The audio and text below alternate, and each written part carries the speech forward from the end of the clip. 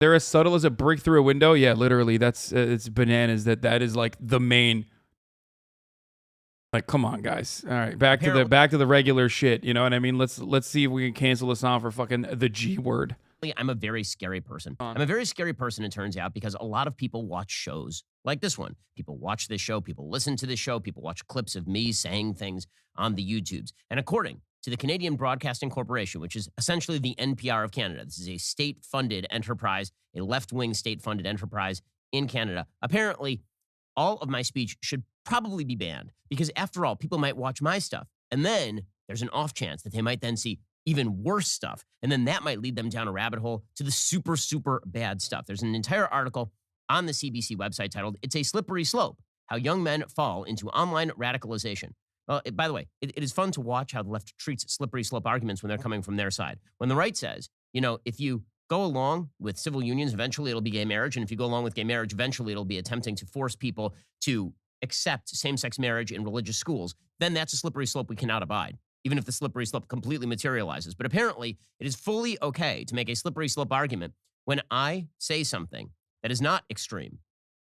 It's possible to make the argument that somebody might view that and then see something that's a little more extreme than that, and eventually they end up being a Nazi. This is the case the CBC is about to make. Quote, Reed Brown remembers the first time he got sucked in by the algorithm. He was just 13, watching videos after school when YouTube started pushing him to controversial content. As time went on, the videos became increasingly extreme, says Brown, now 21.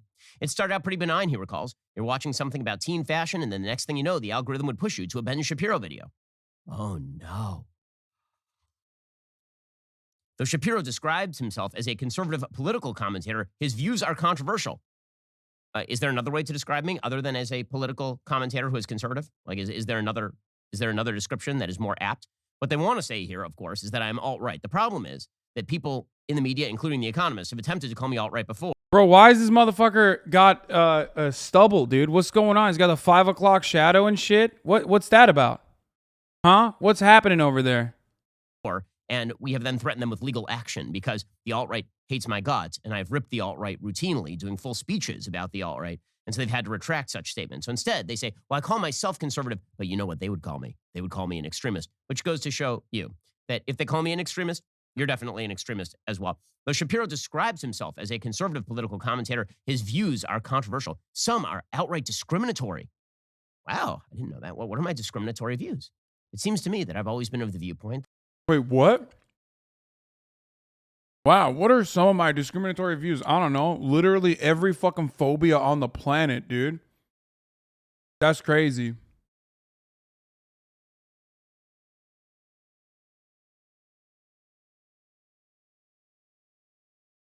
Like, it is pretty fucking wild. It is pretty fucking wild that he just could still say, like, man, I'm just not, I don't have any phobias. That, for example, people should be treated as individuals, not based on their race or their religion. I thought that was like basic to my worldview, actually. But it turns out, according to the CBC, that some of my views are outright discriminatory. He suggested, for example, that transgender people suffer from a mental disorder. Oh, you mean me and the American Psychiatric Association? Like in the Diagnostic Statistical Manual 5, it literally labels gender dysphoria a mental disorder. Bro.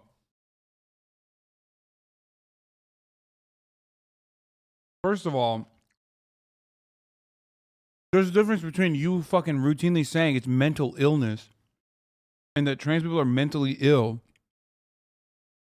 and someone adequately talking about gender dysphoria. What the fuck? By the way, nothing, and I mean nothing, takes people off of the content train like fucking turning on Ben Shapiro. My God. 20,000 people left. Respect. Because it used to be called gender identity disorder. You mean that? So it's now discriminatory to say that people who have gender dysphoria, in fact, suffer from a mental disorder. Medicine is going so woke. DSM-1. Back in the day, you could call people insane terms. And you can't do that anymore. It's because doctors have gone woke. Go woke, get broke. which they clearly do since it is labeled as such in the diagnostic and What'd you say? Why are people keep saying Luca Tim, dude? I don't know.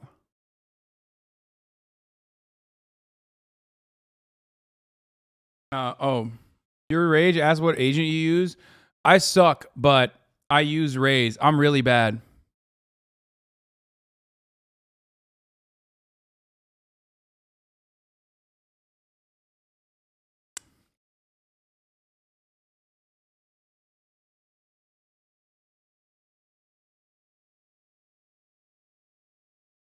statistical manual as politicized and left wing as the DSM is.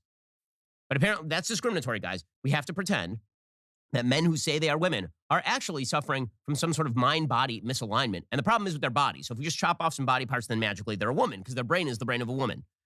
Now, you might have to have a mental disorder to believe that, but that's actually not science. But if I say that, it's apparently discriminatory. Says the CBC. No, it is literally science. You're being anti-science. You just lied about what the DSM-5 designates gender dysphoria as.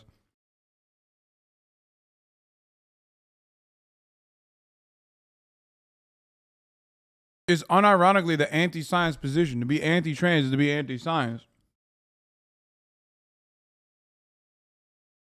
Kind of weird, dude.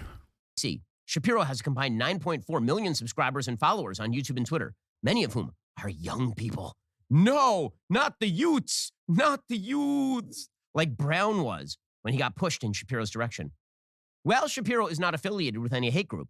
Experts, the ever-present experts in media, gender studies, and radicalization of young men say the commentator's content is prevalent in online extremist communities. So they're saying openly, there's no evidence that I'm affiliated with a hate group because I'm not affiliated with a hate group, and they have no evidence of it because it doesn't exist. But they do have experts. They have, and who are these experts? Who are these massively influential, important, and very expert experts? Who are they? They are experts in media. Wow. How do you even get that hat? That's crazy that, like, you know, people who are doing media analysis, which Ben Shapiro is a part of, are experts in media. I mean, to be fair, like, fuck that. That's a bullshit designation. I mean, okay. A lot of these people are fucking, you know, they're losers. They're ridiculous. But ultimately, like, you know, so was Ben Shapiro. How do you earn the expert in media hat? Do you go to like a journalisming program at a top university taught by other professors who have failed out of the media because they weren't able to hold a job, and now they're academics and all they do all day long is talk about the media? But they don't actually have an audience like we do here on this show. They just sit at an Ivy League board room and discuss their expertise in front of students. Is that what they do? They're experts, by the way. Literally went to Harvard, by the way.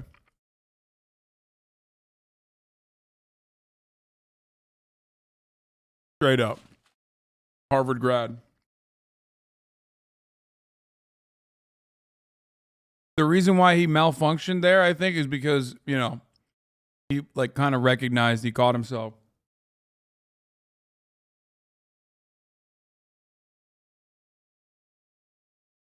Use, drop, and click, Hasan. You got to move on, bro. I don't give a fuck. This is what I like doing. This is what this is what I love. This is my ultimate goal. Like, drama is one thing, right? But I want to make sure that those who do come in here realize that, like, we talk about fucking news and politics here, and we try to do it in a super entertaining way. In gender studies. Ooh. Well, experts in gender studies. That must mean that they believe a bunch of crap that isn't true, but then they get to churn out little versions of themselves who then become the professors. Because you can't actually get a real job. If you major in gender studies, you ain't getting a real job doing anything. That is not a major that qualifies you for anything except being a professor in gender studies. It is a fully self-perpetuating cycle of uselessness. Also, experts in the radicalization of young men. So I assume these are people who study, like, you know, Islamic terror, for example. But no, actually, it just turns out that radicalization of young men just means that people, they don't like what I say.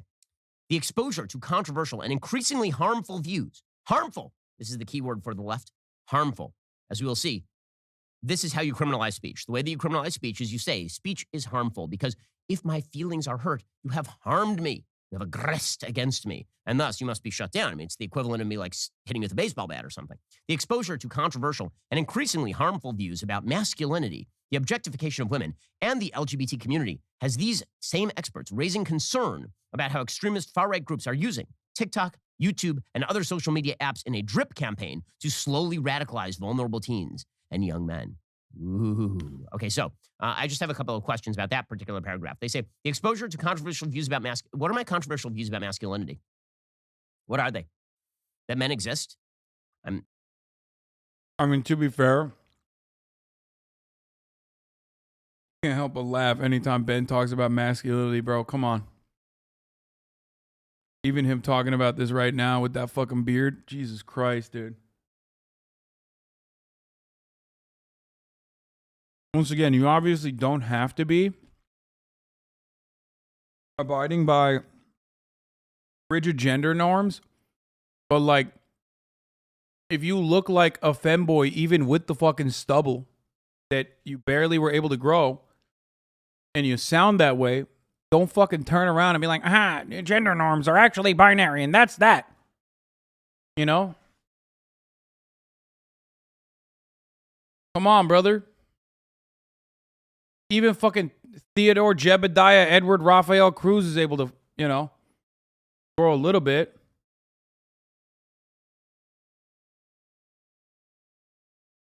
I don't think that's particularly that men should finish high school, get a job, get married, and take care of their kids without abandoning them. Is that the controversial view about masculinity? Is the controversial view about masculinity that men should be responsible husbands and fathers? What's controversial? If that's controversial, it's just because society is insane, not because what I'm saying is controversial. The objectification of women. That's a new one. I hadn't heard that one before. In case you didn't notice, I wear a funny hat. The hat is called a kippah. That kippah suggests that I'm an Orthodox Jew. I'm trying to make this linkage for the CBC, a state-funded enterprise in Canada. And you know what the Orthodox Jews are not so big on is the objectification of women. We're not super big on that. I've been an outspoken anti-porn advocate since I was like 16 years old. I was an advocate and still am for virginity of both sexes until marriage. So I'm gonna need some evidence on the objectification of women front. By objectification of women, do you mean that I think that there are actual standards of beauty and that there are many people in popular culture who we have been told? Yes. No, like literally, yeah. You will never, ever cut a video being like, this man is ugly. He needs to be hotter. I want to see how thick his cock is. Objectively speaking, in the Western world, we have beauty standards. And it's chiseled jawlines of men. I want to see pectorals glistening in the sun. Yeah, I mean, there's a reason. By the way, that would be objectifying too.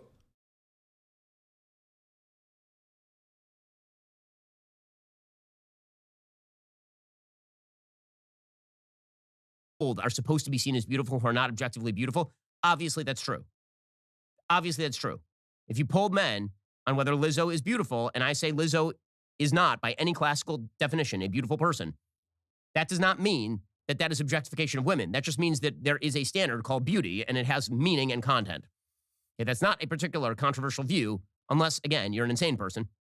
But they say that I have increasingly harmful views about LGBT community. Now, I assume that what they mean by this is that I say, as most societies have said for literally all human history, that the foundation of a successful society is man, woman, child. That heterosexual sex within marriage is the morally preferable form of sex in society. That all...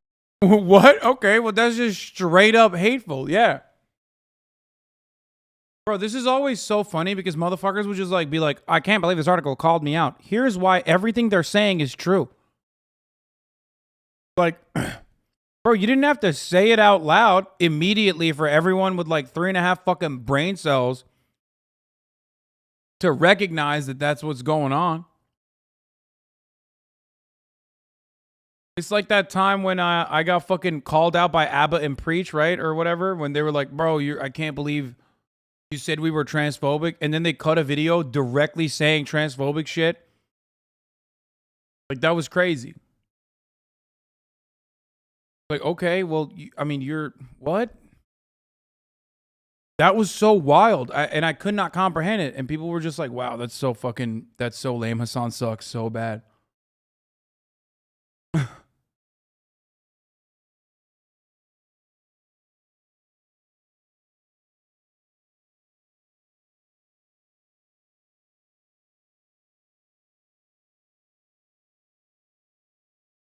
All of human progeneration is rooted in it, that all of societal stability is founded upon it, and that when you get rid of the standard that there is, in fact, a moral superiority to heterosexual sex within the confines of marriage, when you get rid of that, you end up destabilizing both reproduction and society itself. Again, this is basic natural law kind of stuff. Seems to be backed by a fair bit of evolutionary biology as well. This is not saying that the government should regulate the type of sex that people can have in the privacy of their own bedroom. It is to say that pretending that there is no level of moral superiority to your sex life is very, very silly when we apply moral superiority and inferiority scales to literally everything else you do, from the food that you eat to the clothes that you wear.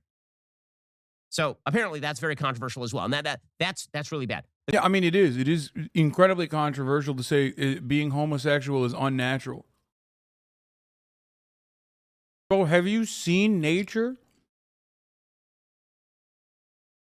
Nature is gay as fuck. Nature is trans as fuck. Like, there is no trans, there's no gay, there's nothing in nature. It's just like crazy. This notion that like, oh man, in its natural state is in a heterosexual relationship is such a funny fucking thing to say.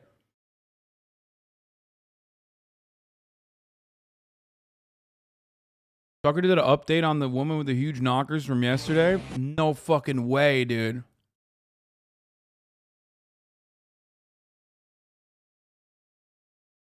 The goal of the CBC piece, of course, is to get my content banned on social media. And so what they have to do here is that they can't actually say what about my views is so terrible. So instead what they do is they say, well, you know, young people watch my stuff, and then they increasingly watch other people's stuff. And those other people's stuff is really bad. And then even worse stuff. Now, again, they'll never use this argument about, for example, marijuana and the fact that virtually everyone who does hard drugs originally started with marijuana. That argument was ruled out of bounds long ago, and we have to pretend now, by the way, that marijuana is not addictive. Marijuana is, in fact, addictive by... I mean, virtually everyone that's ever done hard drugs has also drank alcohol. Drank. Man, I said drinked. My brain is not all right. They've also drank water.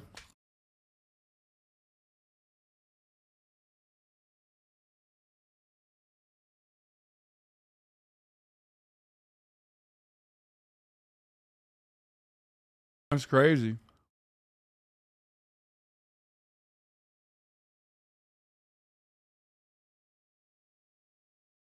By all available data. We have to pretend all that stuff, but we're not allowed to make that argument with regard to a slippery slope on drugs. We're also not allowed to make the argument with regard to a slippery slope on pornography. If we say that people access porn and a subsection of the people who access that porn are going to access more and more extreme versions of porn, up to and including violent porn, and that has an effect on people. Wait, but he has made that argument.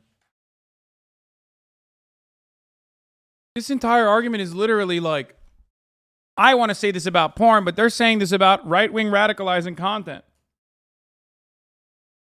And yeah, the reality is that, like, it doesn't fit.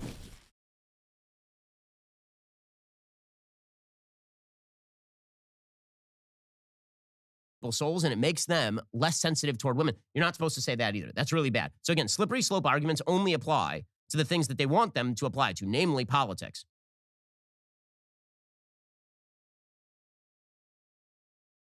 He's like, I want to do a slippery slope. It's kind of fucked up. Aiden Ross is losing it. Why?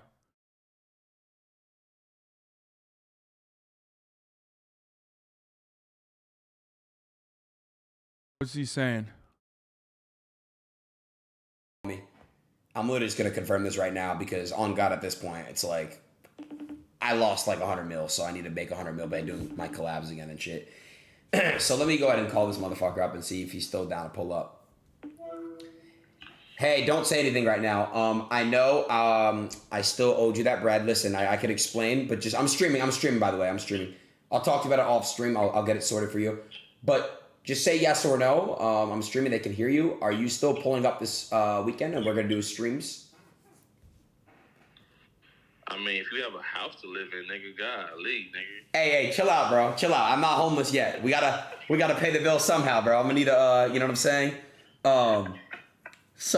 But yes, you're pulling up this weekend, yes?